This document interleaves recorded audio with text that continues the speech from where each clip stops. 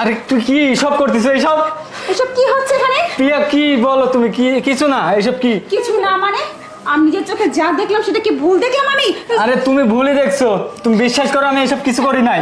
Madam বিশ্বাস করুন, আপনি যখন বাড়িতে থাকেন না তখন স্যার জোর করে আমার সাথে যা ইচ্ছা তাই করে।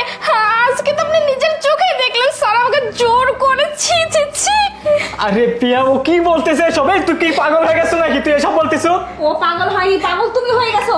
ছি ছি ছি, আমি বাসায় থাকি না আর সেই সুযোগ নিয়ে তুমি ওর সাথে নষ্টামি করতে চাচ্ছ। আমি তো ভাবতেই পারতেছি না যে তুমি আমার স্বামী, আমি তোমাকে এত ভালোবাসি, তোমার এত কেয়ার করি, আর তারপর আমি বাসায় না থাকলে তুমি অন্য মেয়ের সরলতার সুযোগ নাও, তারপর কাজের মেয়ে। আমি তো তোমাকে দেখে খুব লজ্জা হচ্ছে। আরে প্রিয়া তুমি কি নিজের চোখে এসব দেখছো? তুমি এসব কথা বলতেছো? আমি নিজের চোখে তো দেখলাম এখানে এসে তুমি ওকে জড়িয়ে ধরে বসে আছো। ম্যাডাম খালি এইসব না, আপনি যখন থাকেন না তখন স্যার কি করে আমার রুমে যায়, গিয়ে গিয়ে আমাকে জোর করে ঘুরে এইটা করে। আমি কিছুতেই রাজি হই না। আরে তুই চুপ কর, তুই কি পাগল হয়ে গেছো? তুই কি সব বলতেছো? তুই আসি তো আমার কাছে বইছো। শোনো, আমি নিজের চোখকে না অবিশ্বাস করতে পারবো না। অন্য কেউ বললে সেটা না হয় অবিশ্বাস করা যায়, যে চোখকে আমি কি করে অবিশ্বাস করব?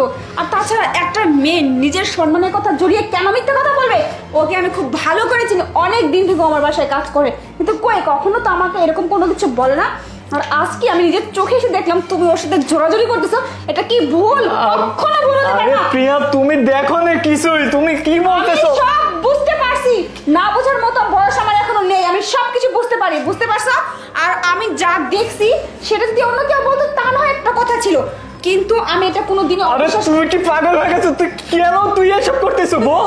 স্যার আপনিই তো সবসময় আমাকে জোর করেন এইসব করার জন্য। আপনি তো এটাও বলেন ম্যাডাম বাড়িতে থাকে না, আপনার সাথে থাকতে আপনি তো এইসব বলেন টাকা পয়সা সব। আবার মিথ্যা বলতেছো প্রিয়া, বিশ্বাস করো। আমার বলছে আমি মিথ্যা, তুমি বলছো। তুমি ভুলে যেও না আমি একজন আইনের রক্ষক, আমি একজন মেয়ে হয়ে আরেকজন মেয়ের পাশে দাঁড়ানো আমার দায়িত্ব। তুমি যতই আমার স্বামী হও না কেন, তোমার অন্যায়কে আমি কোনোদিনও প্রশ্রয় দেবো না, বুঝতে পারছো?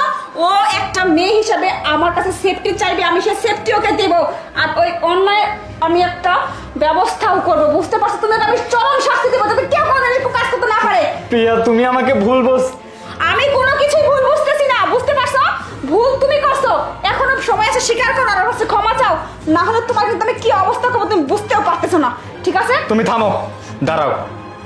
ঘরে সিসি ক্যামেরা আছে না? দাঁড়াও, এখনই দেখাচ্ছি, দাঁড়াও। তুমি দেখো। এই দাঁড়া। এবার বিশ্বাস হয়েছে?